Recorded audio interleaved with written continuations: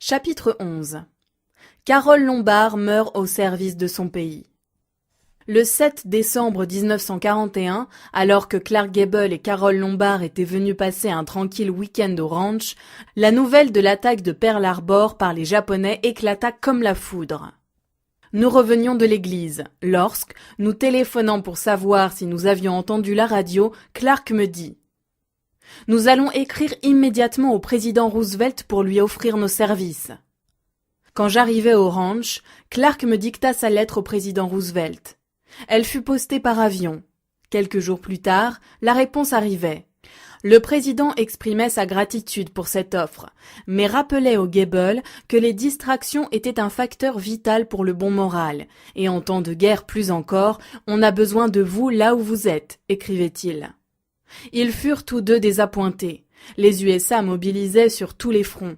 Ils auraient voulu servir leur pays, faire quelque chose de plus important, de plus utile que continuer la vie quotidienne, comme disait Clark. La guerre, néanmoins, stoppa leur projet de vendre le ranch. Nous reçûmes 2 propositions que Clark refusa de prendre en considération.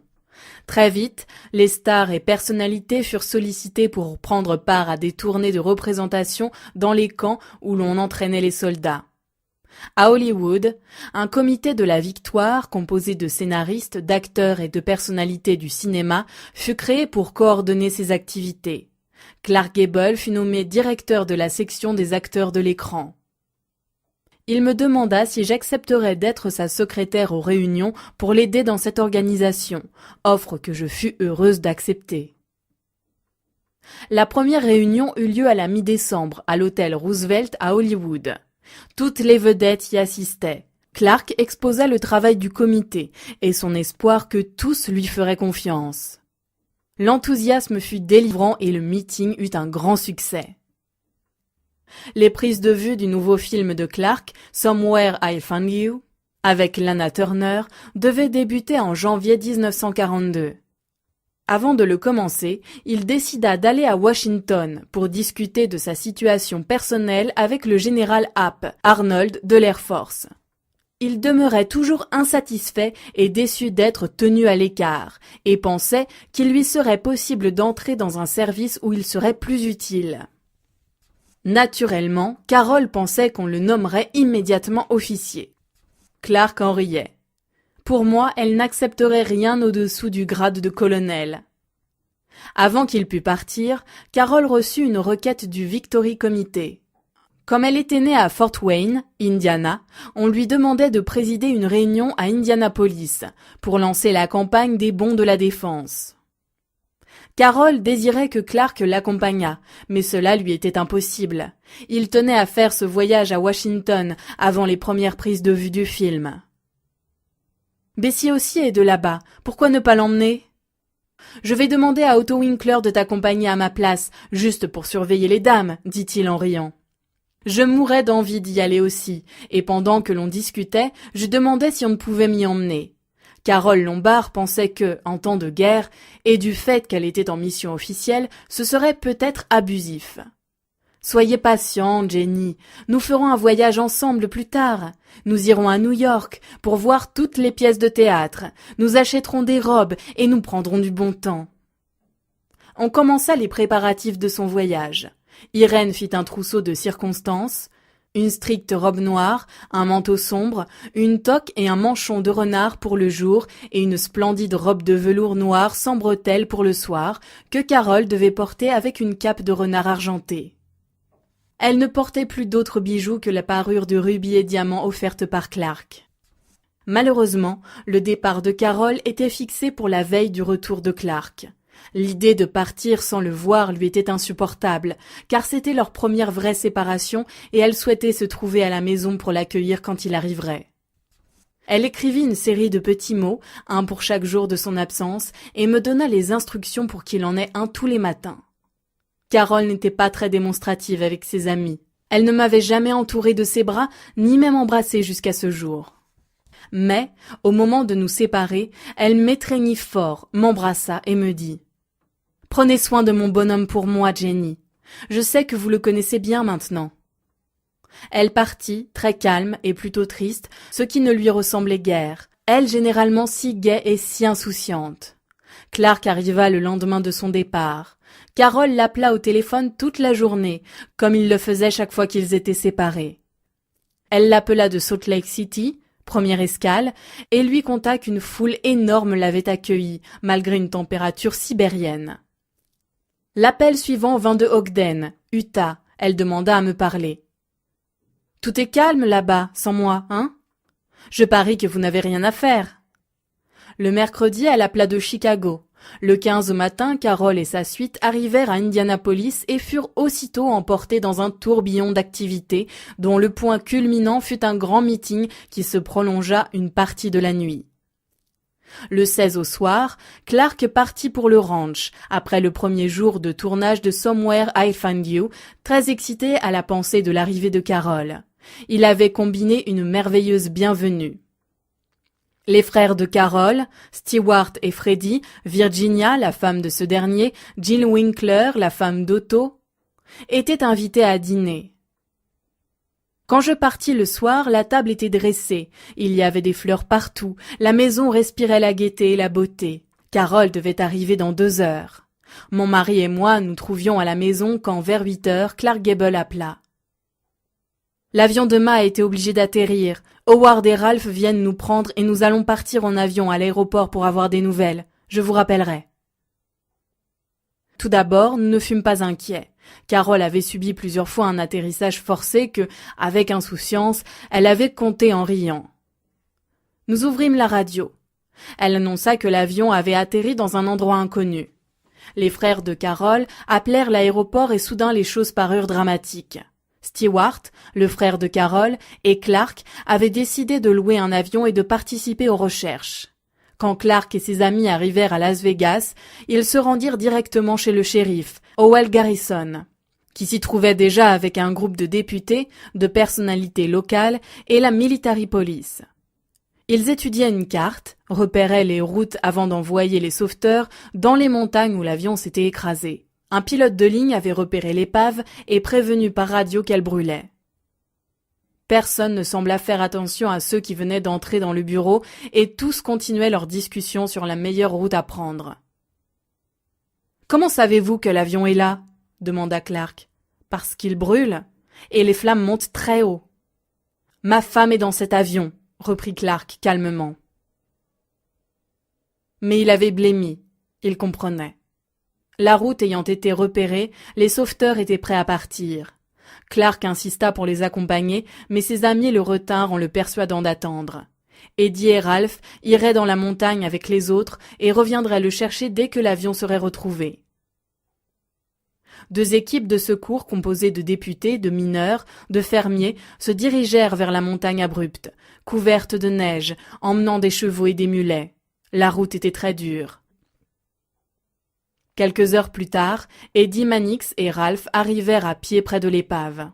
L'avion s'était écrasé dans Table Roach Mountain, 200 mètres au-dessous de la crête, puis avait roulé dans un ravin profond.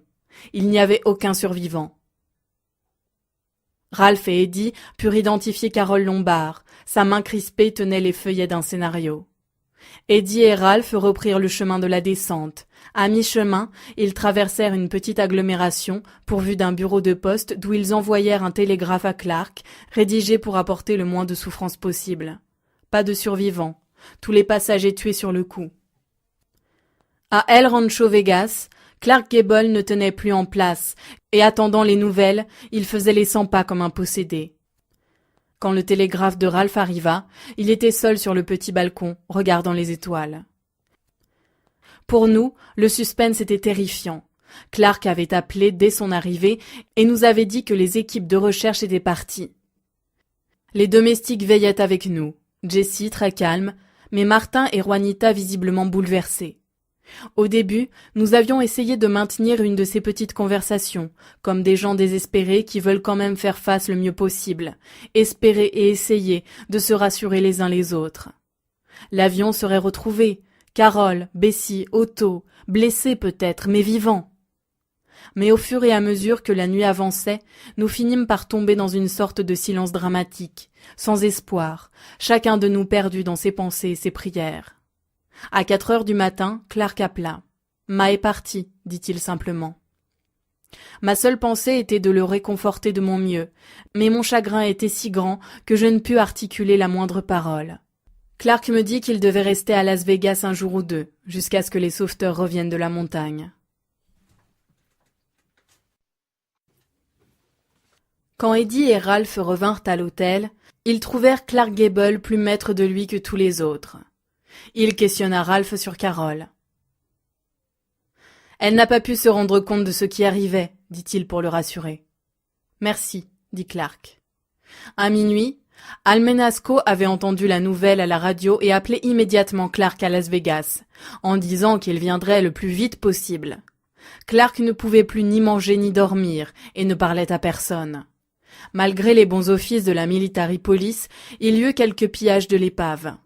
Le lendemain de l'accident, 2 soldats de l'école d'artillerie vinrent trouver Clark avec une feuille de journal reproduisant une photo de Carol portant les clips de rubis et de diamants offerts par Clark.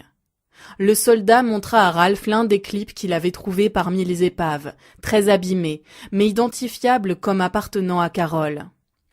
Il essaya de le vendre à Clark. Ralph le réprimanda sévèrement, lui expliquant combien il était cruel de vendre à Clark un clip de sa femme disparue. Ralph répliqua que cela valait plus certainement la prison et il persuada l'homme de lui confier contre un reçu en règle. Plus tard, avec la coopération des officiers de la base de la Military Police, tous les objets volés sur l'épave furent retrouvés, y compris la montre d'Otto que lui avait offerte Clark. Quand Al Menasco arriva, il trouva Clark parasé, assis seul dans sa chambre, les yeux rougis. Clark souhaitait que Al, un ancien pilote, lui expliquât comment l'avion s'était écrasé. « Mais pourquoi est-ce arrivé, Al ? Je t'en prie, dis-moi. » Al était très embarrassé pour répondre. Il lui proposa de monter dans sa voiture et le laissa parler. Clark voulait qu'il l'emmenât sur les lieux de la chute et ils roulèrent jusqu'à un point de la route où ils pourraient voir l'épave de loin. Al essayait de lui expliquer comment cela avait pu arriver. Clark parut satisfait. Ils roulèrent durant 2 ou 3 heures et revinrent à l'hôtel. Clark y prit son premier repas depuis la terrible nouvelle. D'autres amis arrivèrent, parmi lesquels Spencer Tracy et Phil Berg. Tous ont raconté que lorsque les sauveteurs, épuisés, redescendirent de la montagne, Clark Gable vint au-devant d'eux. Il était le plus calme, le plus réservé de tous ceux qui l'entouraient. Il s'occupa de ces hommes écrasés de fatigue, leur commanda des breakfasts et du café et aida à les servir. Le chagrin, qui replie si souvent les hommes sur eux-mêmes, eut un effet opposé sur Clark. Lui, tellement bon, si attentionné envers tous, ne cherchait qu'à montrer sa gratitude aux soldats de la base aérienne qui avaient apporté leur concours après l'accident. Un petit homme, qui avait travaillé jusqu'au bout de ses forces, fut remarqué par Clark. Il mangeait difficilement car il n'avait plus de dents. Clark glissa alors un billet de $100 à Ralph et lui dit « Je vous en prie, donnez ça à ce petit homme et dites-lui qu'il se fasse faire un appareil. » La radio, les journaux donnaient maintenant tous les détails de la tragédie aérienne et du dernier congrès d'Indianapolis. La mission de Carol avait débuté par un salut au drapeau à la mairie. Entourée par le gouverneur, le maire d'Indianapolis et les personnalités de la ville, elle passa en revue la garde de couleur de l'école militaire Culver. Le gouverneur la présenta comme la petite fille du pays et Carol fit son speech, qui avait été mis au point avant son départ. Tête haute, main haute, Amérique, acclamons notre pays si fort qu'on nous entende à Tokyo et à Berlin. Se dirigeant à travers la foule qui emplissait la rotonde de la mairie, elle commença la vente des bons de la défense nationale en disant « Allons-y !» Chaque acheteur recevait une photo de Carol avec sa signature et ses mots. « Merci de vous joindre à moi pour cette belle croisade qui fera une Amérique forte. Carol Lombard. » La foule se pressait pour acheter. Des jeunes, des vieux, des femmes portant leurs bébés attendaient patiemment leur tour. Le journal d'Indianapolis rapporta que personne n'acheta sans un mot personnel de Carol. « Contente de vous voir. Oui, je vais bien, Clark aussi. Combien ? Comme c'est gentil à vous. Fatigué ? Oh non. C'est un tel plaisir pour moi. » Ainsi se passa cette matinée trépidante. Vers midi, elle demanda « Quelle recette faisons-nous » ? « Plus d'1 million de dollars. »« En route pour le 2e, dit-elle allègrement. Et elle reprit la vente. À la fin de l'après-midi, toujours gaie et charmante, elle parut à un thé organisé par le comité des femmes. Le soir, 10 000 personnes environ se pressaient dans le Cadle Tabernacle pour y entendre Eugène C. Pulliam, directeur de la Banque d'Indiana. Il présenta Carole comme la vendeuse numéro 1, car elle avait vendu 2 millions de dollars de bons de la défense et de timbres dans cette journée, ajoutant qu'il espérait être entendu de Tokyo. Suivirent un concert, des chants, des discours, et Carole, radieuse dans sa robe de velours noir, entonna la marche nationale américaine. À la fin de la soirée, elle était épuisée et n'avait plus qu'une pensée, retrouver Clark et le ranch. Elle dit à Otto qu'elle voulait repartir le plus vite possible en avion. Ils arrivèrent à l'aéroport à 4 heures du matin. Le premier avion n'avait pas de fauteuil confortable. Otto lui conseilla de prendre le train où elle pourrait dormir dans un sleeping. Carole repoussa ce projet. Cela lui était égal de voyager assise. Elle se disait tellement fatiguée qu'elle pourrait dormir n'importe où. Tout ce qu'elle voulait, c'était retrouver Pa le plus vite possible. Bessie, passionnée d'astrologie et de nombres, était un peu superstitieuse. Des amis contèrent, plus tard, qu'après avoir contrôlé le numéro de l'avion, celui du vol et des autres chiffres, elle se rangea à l'avis d'Otto au sujet du train, disant « Carole, nous ne devons pas prendre cet avion ». Mais Carole se moqua d'eux et de leurs noires prédictions. À cette époque, les avions étaient très lents. Ils arrivèrent à Albuquerque, New Mexico, tard dans l'après-midi. 15 officiers de l'armée de l'air et des hommes attendaient l'avion pour rejoindre leur base sur la côte de Californie. 4 passagers leur cédèrent leur place. 3 femmes, le 4e étant le violoniste Joseph Sigeti. Au crépuscule, l'avion atteignit Las Vegas où il fit une brève escale. Une demi-heure plus tard, il s'écrasait et brûlait. Dès que la nouvelle fut connue, les télégrammes, les appels téléphoniques, les lettres affluèrent au ranch. Le président Roosevelt lui-même envoya un télégramme à Clark. Mrs. Roosevelt et moi-même sommes profondément affligés. Carole était notre amie, notre hôte des jours heureux. Elle a apporté la joie à tous ceux qui l'ont connue et aux millions d'êtres qui ne l'ont connue que comme une grande artiste. Elle a donné, sans réserve, son temps et son talent pour servir son gouvernement dans la paix comme dans la guerre. Elle aimait son pays. Elle est et sera toujours une étoile que nous n'oublierons jamais et à laquelle nous serons toujours reconnaissants. Profonde sympathie. Le New York Times et d'autres grands journaux lui consacrèrent leurs éditoriaux. Le Times écrivit « Comme les pilotes de l'armée qui sont tombés avec elle dans l'avion en flammes, Carole Lombard est morte au service du pays. » Le Sénat suspendit sa séance de la matinée. Le sénateur Willis, d'Indiana, lui rendit hommage comme à une grande actrice et à un citoyen loyal. Les corps des victimes de l'accident furent descendus et déposés dans une grange et une enquête fut ouverte. Howard et Eddie Manick refusèrent de laisser Clark assister à cette affreuse cérémonie, et ce fut Ralph qui reconnut officiellement les corps de Carole, de Bessie et d'Otto. Ralph coupa une des longues boucles de Carole et la plaça sous enveloppe au cas où il y aurait un doute. Quand tout fut terminé, Clark Gable et ses amis repartirent par le même train que les corps. Pendant la nuit, Clark s'en fut trouver Ralph dans son sleeping, car il était persuadé que son ami détenait quelques souvenirs de Carole. Ralph lui tendit le clip qu'il avait nettoyé le mieux possible. Clark le prit dans le creux de sa main, le contempla longuement et sans mot dire, s'en retourna dans son compartiment. Ils quittèrent le train à la station avant Pasadena et tous se rendirent à Saint-Gabriel, la maison d'Almenasco, jusqu'à ce qu'il fût temps de se rendre à Forest Lawn Memorial Park pour prendre des dispositions en vue des funérailles. Clark m'avait appelé de Las Vegas, me priant de le rejoindre ce matin-là. Ce fut l'un des plus tristes moments de ma vie. Je trouvais Clark Gable terriblement changé, vieilli, les yeux cernés par le chagrin et l'insomnie. La perte de Carole et de Bessie, qui avait été une mère pour moi, me causait un chagrin profond. Parce que Carole Lombard avait trouvé la mort au cours d'une mission patriotique, le département de la Défense à Washington proposa, par télégramme, des funérailles nationales. D'autres demandaient un beau service funèbre et un énorme mausolée. Clark hésitait.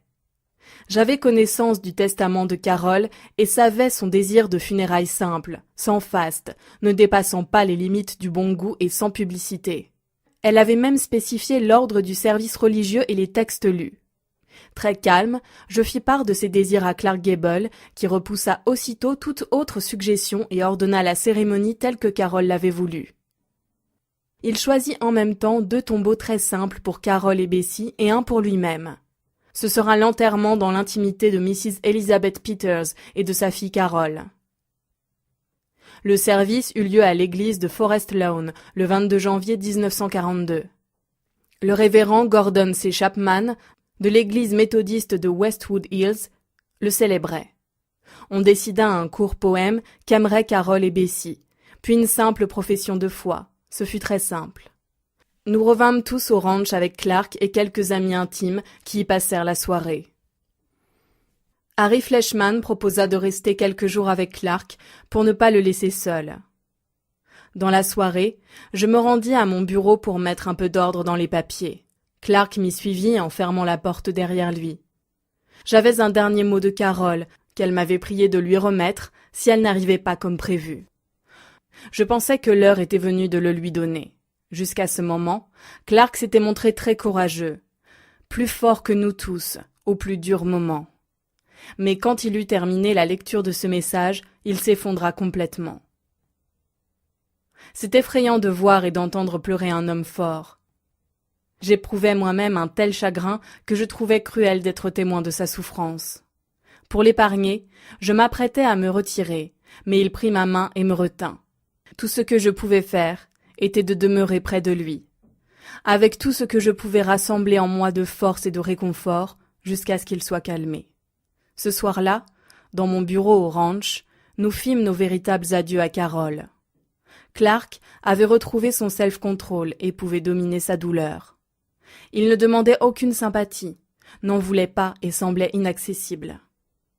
Howard m'avait dit que Clark craignait que je ne veuille plus rester au ranch maintenant que Carol était partie.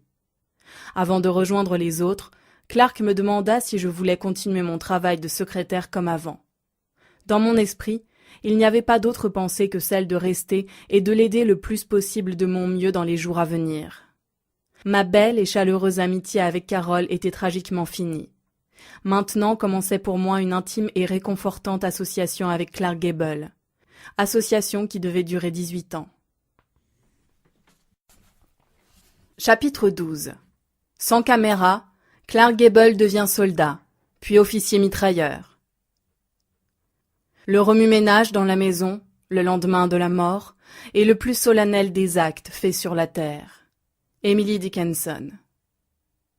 Les funérailles d'Otto Winkler et le désir de consoler Jill, sa veuve, ne firent qu'accroître la douleur de Clark. Harry Fleischmann était resté au ranch, et quand tout fut terminé, Clark le reconduisit à son pavillon de chasse et resta quelques jours avec lui. En raison des circonstances, le tournage de Somewhere I'll Find You avait été retardé de quelques semaines. Lorsque Clark revint, il appela son avoué et l'on commença tristement le règlement de la succession de Carol. Il renonça à poursuivre la ligne aérienne. Il ne voulait rien pour lui, mais il désirait un règlement juste pour Jill et les frères de Carol. Ce furent de très sombres jours. Il y avait beaucoup de décisions à prendre. Je crois que ce qui aida Clark à supporter cette horrible période, ce furent sa bonté et sa sollicitude pour les autres. Il ne voulait pas que sa douleur pèse sur nous. Nous eûmes de nombreux entretiens sur les problèmes les plus profonds, les plus graves de la vie, et je m'appliquais à l'aider moralement le plus possible. De son côté, il me consolait car Carol avait pris une telle place dans ma vie qu'il m'était difficile de continuer sans elle, sans son amitié si agissante. À aucun moment Clark ne chercha l'oubli ni la consolation dans l'alcool. En réalité, durant toute cette période, il ne buvait absolument pas. Il avait pensé tout d'abord qu'il devait se défaire du ranch, et nous commençâmes de nouvelles recherches dans Bel Air et Beverly Hills. L'une des maisons qui retint notre attention fut celle de Greta Garbo, à Brentwood, qui était à vendre. Greta Garbo avait été mon idole quand j'étais au collège, et j'écoutais toujours avec grand intérêt Clark me conter ses souvenirs du temps où il tournait avec elle, courtisane. Il affirmait qu'elle était une grande artiste. Malgré nos recherches, je savais qu'au fond de son cœur, Clark ne pouvait se décider à quitter le ranch. On a raconté parfois qu'il avait fait de la chambre de Carol une véritable chapelle ardente. C'est absolument faux. Clark n'était pas homme à faire un musée ou un reliquaire. Il souffrait profondément de la mort si brutale de Carol, mais il n'y avait rien de morbide dans sa douleur. La chambre de Carol et ce qui lui appartenait, tout fut laissé intact un certain temps, pour la simple raison que rien ne pouvait être déplacé ou enlevé tant que la succession n'était pas réglée. Lorsque les formalités furent achevées, Clark disposa de la garde-robe et des objets de la disparue en faveur des meilleurs amis de Carol. Il donna son cheval et sa selle de cuir, qu'ils avaient faite à la main, à leur professeur d'équitation, Madame Valdez. Il ne changea rien à sa chambre personnelle ni au reste de la maison parce qu'il ne voyait pas la nécessité de modifier quoi que ce soit. Le 23 février, Clark retourna au studio pour finir Somewhere I Found You avec Lana Turner. Wesley Ruggles, qui mettait en scène, avait dirigé l'unique film que Clark avait tourné avec Carole Lombard. Il avait donné des instructions sévères. Ne chouchoutez pas Clark, ce n'est pas son genre. Clark travaillait très dur et ne demandait aucune faveur. Ruggles, par considération pour lui, voulait souvent arrêter les prises de vue à 5 heures, mais Clark lui disait « Ne partez pas si tôt, je veux travailler encore ». Il rentrait généralement à la maison très tard, mais Jessie avait toujours préparé un bon dîner. Les 2 ou 3 premiers soirs après son retour du studio, je l'attendais pour dîner afin d'essayer de lui adoucir son triste retour dans une maison vide. Il ne recevait que ses amis les plus intimes et sortait rarement. Le petit chien de Carol était touchant. Il avait transféré sur Clark son amour et sa fidélité. Avant la mort de sa maîtresse, il grognait contre tous ceux qui s'approchaient d'elle, même contre Clark. Après la disparition de Carol, il devint entièrement le chien de Clark. Au fur et à mesure que passait le temps, un changement profond chez Clark devenait évident à tous. On aurait dit qu'il tirait du plus secret de lui-même des réserves de forces inconnues. Plus de maturité, une sorte de spiritualité rayonnait sur son visage et nous nous rendions compte, émerveillés, qu'un homme nouveau et plus fort émergeait de cette tragédie. Pendant un certain temps, nous avions discuté de son désir de prendre une part active à l'effort de guerre des USA. Nombreux étaient ceux qui pensaient qu'il pourrait assumer une grande responsabilité dans un comité. Clark ne voulait pas vendre des bons de la défense nationale ni faire de discours. Il refusait les réceptions officielles. Tout ce qu'il souhaitait profondément, c'était aller à la bagarre, combattre. Son film terminé à la fin d'avril 1942, il s'enfuit avec Hal passer quelques jours en Arizona. Il eut la chance d'y rencontrer le colonel Luke Smith, qui l'encouragea à s'engager dans l'Air Force. Ils en parlèrent longuement, et le colonel Smith conseilla à Clark de s'engager comme mitrailleur. « Tout le monde veut être pilote », lui disait-il, « mais vous rendriez de réels services comme mitrailleur. Cela rehausserait la réputation des équipages et surtout des rampants. » Dès son retour au ranch, Clark nous annonça sa décision de s'engager dans l'aviation. Il mit ses affaires en ordre et le 12 août 1942, Ralph Wheelwright l'emmena dans sa voiture au bureau de recrutement du Bureau fédéral de Los Angeles où il devait prêter serment, l'heure en étant gardée secrète afin d'éviter la foule.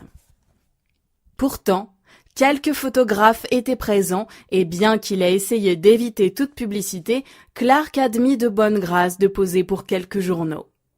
Andy McIntyre, caméraman de Hollywood, s'engagea en même temps, et lorsqu'ils eurent touché leurs uniformes, ils reçurent leurs ordres de transport et Clark fut chargé de veiller sur leur arrivée au camp d'entraînement.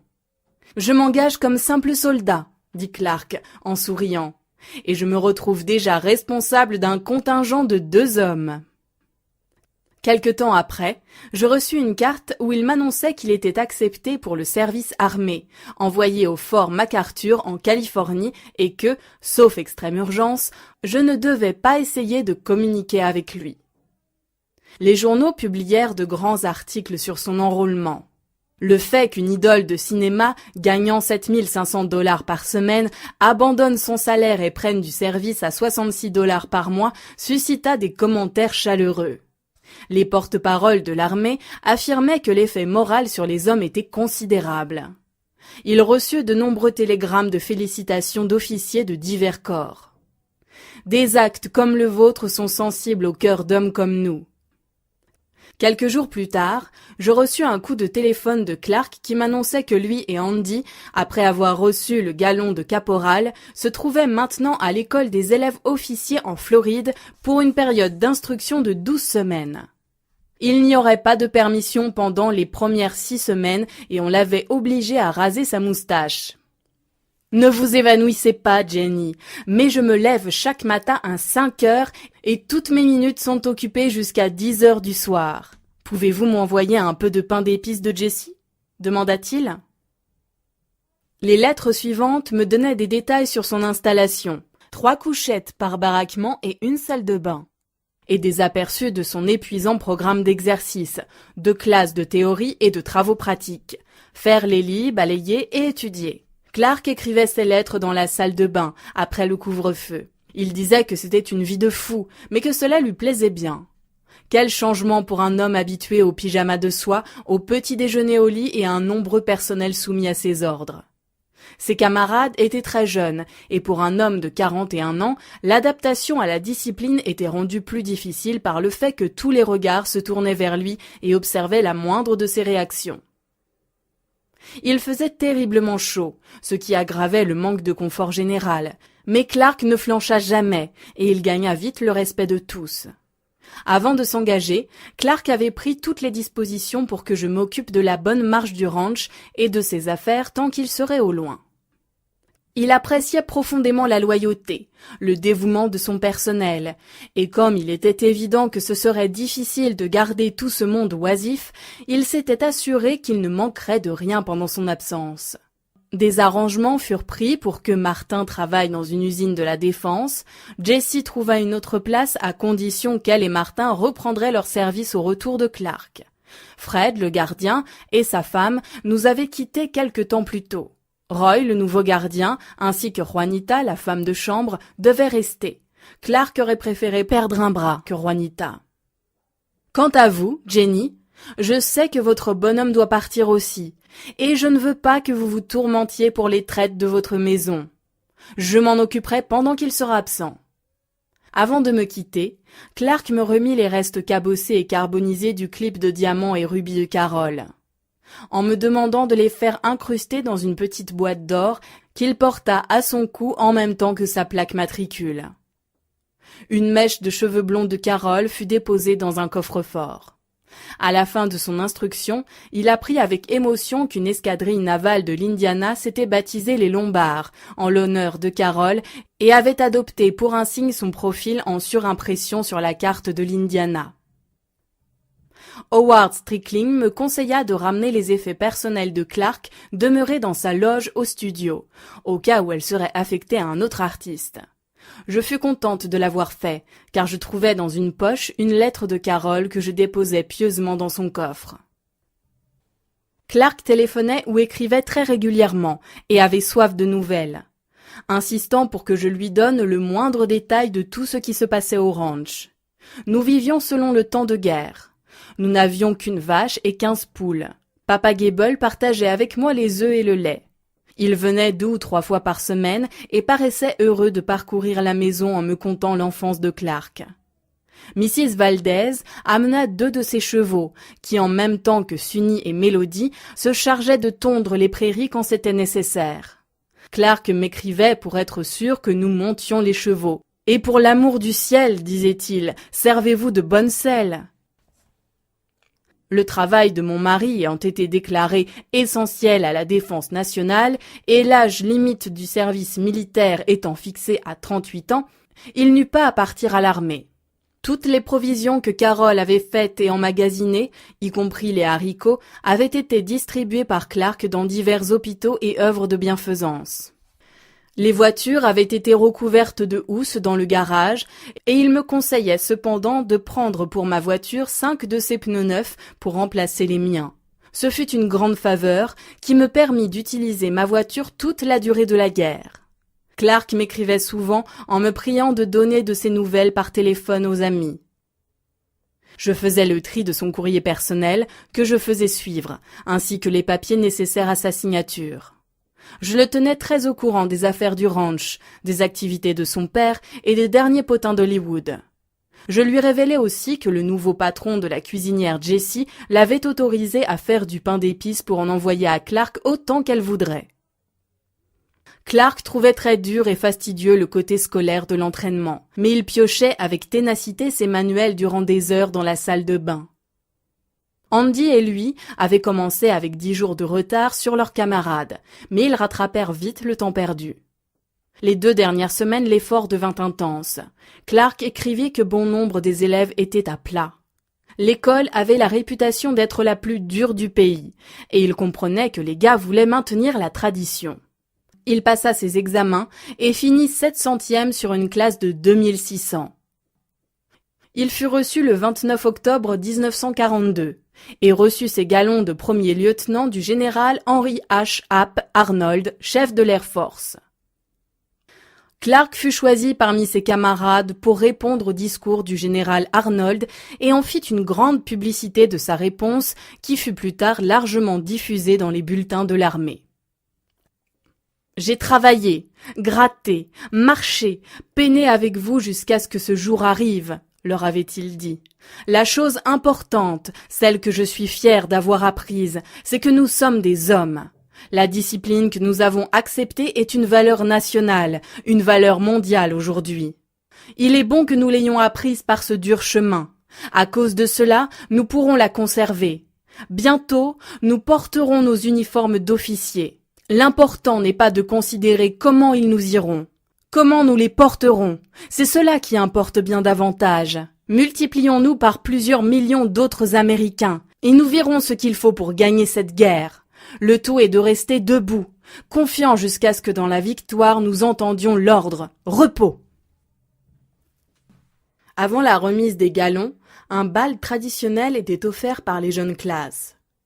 Clark faisait partie du comité de réception et nous envoya à tous des invitations, disant qu'il ne pourrait venir à la maison car lui et Andy devaient partir immédiatement à l'école d'artillerie en Floride. Mais il était ravi à l'idée de sortir enfin des salles de classe, de se servir d'une mitrailleuse au lieu d'une plume. Quand il arriva à Tyndall Field, il m'envoya son diplôme OCS et me télégraphia de lui commander un uniforme sur mesure. Durant l'expérience de Miami, il avait porté le costume réglementaire de GI, afin de ne pas être différent de ses jeunes camarades. Comme officier cependant, il avait le droit de porter un uniforme fait pour lui. Il me demanda aussi de lui envoyer ses chaussures anglaises et m'annonça qu'il laissait repousser sa moustache. De nouveau, il fut plongé dans des études sérieuses.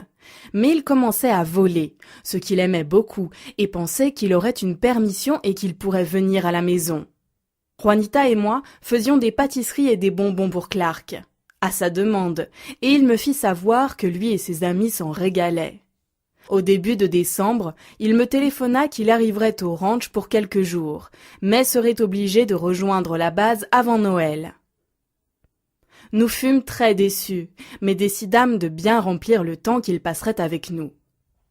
Quelques jours avant son arrivée, nous étions tous tremblants au ranch, car nous nous étions lancés dans une opération extermination. Juanita, qui dormait à la maison, avait entendu d'étranges bruits la nuit. Je pensais que c'était un effet de son imagination jusqu'au jour où je les entendis moi-même. Pensant que nous avions hébergé quelques souris, je priai le gardien de poser des pièges dans les mansardes et les greniers. Quand j'arrivai le lendemain matin, je découvris, horrifié, que tout l'étage sentait le musc. Pas une souris dans les pièges, pas le moindre rat, mais des civettes.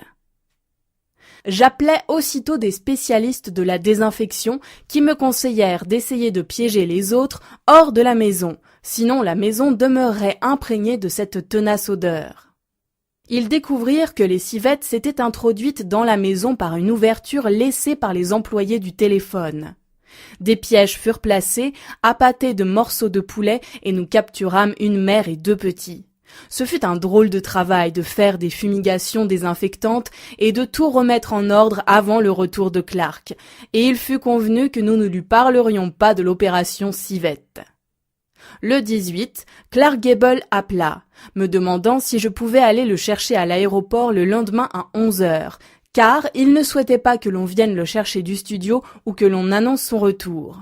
J'y étais bien avant 11 heures et l'attente me parut interminable, d'autant plus que j'étais incapable de reconnaître les avions, tous militaires.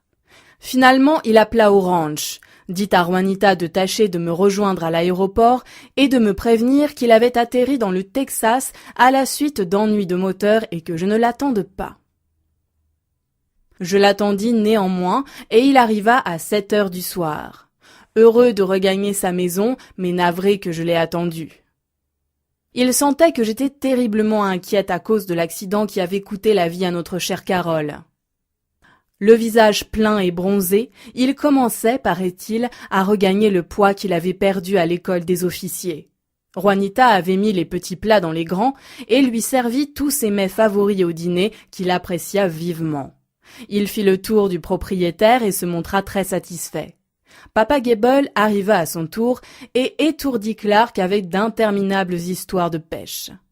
Clark, qui ne resta que 5 jours, ne vit que ses amis intimes, et nous évitions d'attirer son attention sur les soucis d'affaires. Il trouva cependant le temps de faire une visite à tante Lottie, et fut heureux de voir qu'elle se portait bien et était bien soignée. Jill Winkler combina un dîner pour Clark et demanda à Virginia Gray de venir de bonne heure pour l'aider à décorer son arbre. Mais quand Virginia arriva, Clark était déjà là. Il ne l'avait pas vue depuis longtemps et elle était devenue très belle.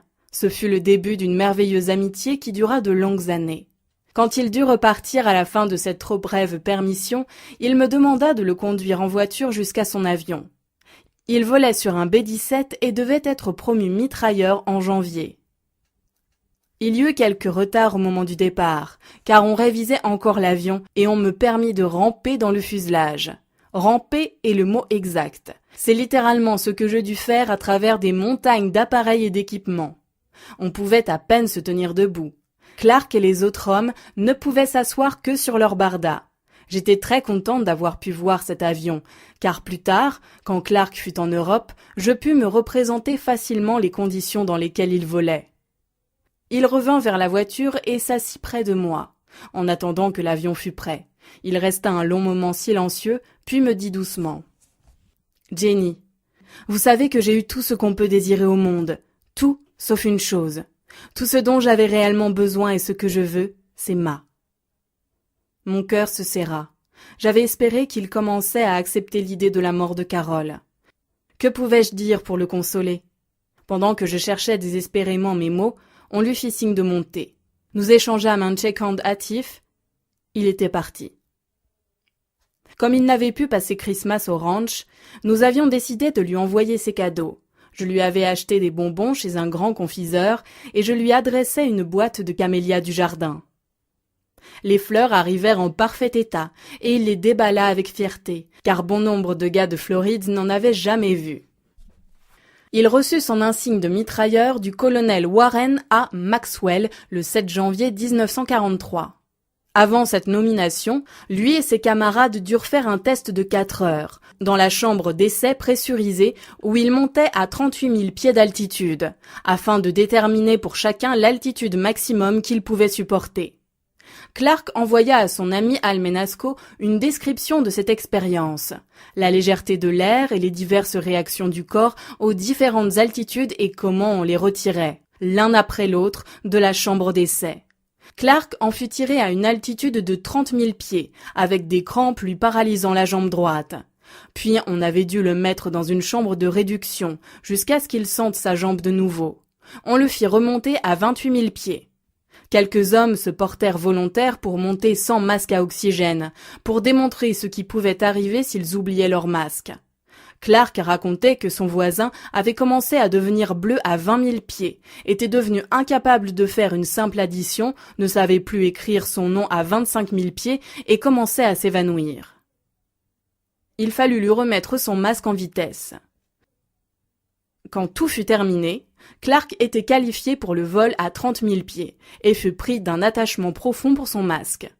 Aussitôt après, il reçut un ordre de départ pour Fort George Wright, près de Washington, un centre d'entraînement sur B-17 et B-24. Chapitre 13. Clark Gable combat en Europe et collectionne les décorations.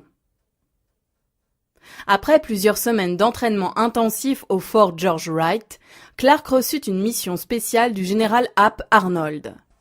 Ordre lui fut donné de former et de commander une unité photographique qui serait envoyée en Angleterre pour filmer les mitrailleurs aériens en action, ce qui était particulièrement nécessaire à cette époque pour développer les méthodes d'entraînement. Son ami Andy McIntyre fut désigné comme caméraman. Clark commença alors une série de voyages à diverses bases, rassemblant et essayant des équipements de caméra et de film et recrutant son équipe de photographes. En février, il revint à la maison, accompagné cette fois de plusieurs officiers. Il me demanda de venir le chercher à l'aéroport de San Fernando Valley, où je dus l'attendre longtemps cette fois encore. Quand son avion, un énorme B-29, arriva, il dépassa le terrain pour reprendre de l'altitude et en descendant frôla presque les barrières et le parking, donnant à tous ceux qui se trouvaient sur le terrain, moi comprise, une frayeur extrême. Ils n'atterrirent qu'à la deuxième tentative, et Clark me dit plus tard qu'ils avaient tous eu la chair de poule. Quelque temps après, il m'appela au téléphone du Texas, d'un champ d'aviation d'où l'on partait pour l'Europe. Andy McIntyre lui avait recommandé les sergents Marco Totti et Robert Bols comme caméraman et Clark les prit dans son unité comme assistant d'Andy. Un ingénieur du son, un scénariste qui avait plusieurs fois travaillé pour Clark, complétèrent l'équipe de 6 hommes commandée par Clark qui fut nommé le Petit Groupe d'Hollywood. Clark fit une autre courte visite à la maison pour y prendre des films et sa caméra. Quelques jours plus tard, il me téléphona de Colorado Springs, où il avait été en permission de quelques jours, puis je restai sans nouvelles jusqu'à l'arrivée d'une carte réglementaire datée du 19 avril, m'avertissant que le lieutenant Clark Gable était bien arrivé à sa nouvelle destination. À partir de ce moment, je fus assailli de coups de téléphone qui répétaient toujours la même question. « Avez-vous des nouvelles de Gable ?» Papa Gable était le moins ennuyé. « Inutile d'attendre de ses nouvelles, disait-il, comme une chose toute naturelle. Il m'a quitté en 1922 en Oklahoma et je n'ai plus entendu parler de lui jusqu'en 1928. » Mais nous fûmes tous soulagés de recevoir un télégramme de Clark le 24 avril annonçant qu'il était arrivé dans un beau pays et se portait bien. Bien sûr, nous avions compris que le beau pays était l'Angleterre et nous apprîmes par hasard que l'unité de Clark, le 351e groupe de bombardement, se trouvait dans une base aérienne à 80 miles de Londres. Le commandant de l'escadrille s'était pris d'une grande amitié pour Clark.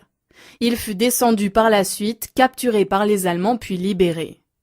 De retour aux USA à la fin de la guerre, il se tua dans un accident au cours d'un simple vol. Le 351e était un groupe de bombardiers lourds et en arrivant en Angleterre, les hommes comprirent qu'ils venaient renforcer une unité totalement détruite. À cette époque, les pertes humaines étaient très lourdes. Pendant un mois, nous ne reçûmes aucune nouvelle. Tous s'inquiétaient, jusqu'à ce que nous décidâmes de lui télégraphier. Il répondit par télégramme, nous assurant que tout allait bien et qu'il avait expédié 4 ou 5 lettres. Il est de fait que ces lettres nous arrivèrent toutes ensemble. La censure empêchait Clark de donner des détails sur ses activités, mais il nous parlait abondamment de la pluie, de la beauté des fleurs et des pelouses dans les campagnes, et de son envie de jus d'orange. Au début, la publicité inévitable faite autour de Clark, promu capitaine, lui créa un réel problème. Une fois encore, il devait prouver à un groupe de très jeunes hommes de la base qu'il n'était pas seulement une vedette de Hollywood hors contrat, mais un officier sérieux engagé dans une lutte sans merci. Il accomplit sa première mission comme observateur sur un B-17 dans un raid sur Anvers en mai 1943. Par la suite, il en accomplit 4 autres comme mitrailleur et en prenant des films 16 mm en couleur durant des combats au-dessus de Nantes, Villacoublay et la vallée de la Ruhr avec les aviateurs du groupe Happy Valley. Chaque fois, son avion subit un feu violent et, dans l'un de ses raids, Clark échappa de justesse à la mort, un éclat d'obus l'ayant frôlé de quelques millimètres. Il avait refusé de faire chambre à part et partageait le baraquement avec les autres aviateurs. Après son premier baptême du feu, il était adopté par les vétérans de cette guerre sans pitié. Ils l'avaient accepté et l'aimaient, l'appelant Papy. Les Allemands surent vite que Clark Gable combattait sur le théâtre occidental et le ministre de l'Air, Hermann Göring, mit sa tête à prix. 5 000 $, 2 semaines de permission et un avancement immédiat au pilote qui descendrait Clark, mort ou vivant. L'équipe de photographes de Hollywood n'enregistrait pas seulement les combats, mais filmait les scènes à la base sur la vie et le travail des aviateurs. Ceux qui revenaient des raids étaient interviewés et photographiés, tout comme les blessés hospitalisés à Blackpool. Un hôpital au bord de la mer où les hommes de l'Air Force étaient envoyés pour se reposer, se distraire et être rééduqués. Clark travaillait dur, de toute son âme et de tout son cœur, disant que rien ne l'arrêterait de prendre les clichés qu'il voulait, même s'il recevait une bombe sur le dos. Andy McIntyre réalisa lui aussi de nombreuses missions et un jour, sur le chemin du retour, il eut une panne d'essence l'obligeant à un atterrissage forcé à Peterborough. Comme il touchait la piste, l'avion se brisa en deux. Clark et ses camarades qui attendaient au sol se précipitèrent. Fort heureusement, l'équipage avait pu se dégager. Seul le pilote était blessé à la joue. On les emmena néanmoins à l'hôpital où l'on constata qu'ils étaient simplement choqués. Après quelques scotch bien tassés, ils ne souffraient plus de rien. Clark aimait vraiment ses gars de la base, et quand l'un d'eux tombait en mission, il demandait quelques heures de permission pour les autres afin qu'ils puissent écrire à sa veuve ou à ses parents. Ils emmenaient régulièrement ses films documentaires à Londres et y restaient parfois 2 jours. Au cours d'un de ses séjours à Londres, il m'écrivit qu'il avait rencontré Elizabeth Allen, une actrice anglaise qui avait tourné avec lui dans Homme en blanc et plusieurs autres films. Elle était maintenant mariée et mère de famille. La plupart des aviateurs roulaient à bicyclette autour de la base de Peterborough. Clark loua une vieille moto anglaise dont il se servait de préférence à la Jeep car, m'écrivait-il, les sièges des Jeeps étaient tapissés d'acier blindé et il rêvait de conduire de nouveau sa Lincoln. Un jour, on lui avait envoyé un chauffeur nommé Poole qui apprenait tout juste à conduire une Jeep. Ils se dirigèrent vers le camp d'aviation. Clark, comme d'habitude, se tenait la jambe droite par-dessus la portière lorsque Poole perdit le contrôle de sa voiture et faillit arracher la jambe de Clark en se jetant contre un arbre. Clark ne sut dire que ces mots. « C'est la dernière fois que je roule avec Poole ». Durant la guerre, RCA se vit confier une émission de radio, Le Monde en marche. Le directeur du programme demanda s'il serait possible d'avoir Clark au programme. L'armée accepta et donna la permission à Clark Gable de participer à ces émissions. Naturellement, nous étions tous très excités à l'idée d'entendre Clark à la radio. J'alertais tous les amis, y compris tante Lottie. Tous réunis autour de la radio, à l'heure fixée, nous entendîmes Don Hamesh annoncer. « Maintenant, nous prenons le relais d'Angleterre, d'où vous entendrez Clark Gable. » Nous retenions nos souffles. Pendant un instant, il sembla que rien n'arrivait. C'était un suspense terrible. Puis, tout à coup, la voix de Clark. Nous parlant de la guerre en Angleterre, des films qu'il faisait et de ses compagnons de l'Air Force. Les plus grands hommes du monde, chacun d'eux fait du beau travail risquant sa vie pour nous tous. Au ranch, Juanita avait ouvert la porte de la cuisine. Le chien de Clark dormait quand l'émission avait commencé. Mais quand il reconnut sa voix, il s'éveilla et, terriblement énervé, se mit à le chercher en courant à travers toute la maison. Je continuais à envoyer à Clark des nouvelles de la maison et du ranch d'Enrico. Nous étions très occupés avec les cartes de rationnement et les files d'attente pour nous procurer les produits rares. Papa Gable décida de planter un jardin de la victoire au ranch et je fus d'accord avec lui pour l'aider à réaliser son projet. Nous nous fatiguions beaucoup, mais nous étions si fiers de notre blé, de nos haricots verts et de nos melons d'eau. Nous avions aussi fait l'acquisition d'une mère poule et de ses 20 poussins pour les élever, afin que Clark puisse manger de la volaille quand il reviendrait. Cette année-là, les fruits furent merveilleux. Les groseilles, les cassis, les fraises poussaient à profusion dans les buissons. Juanita fit une gelée de groseilles si bonne que nous décidâmes d'en réserver le plus possible pour Clark.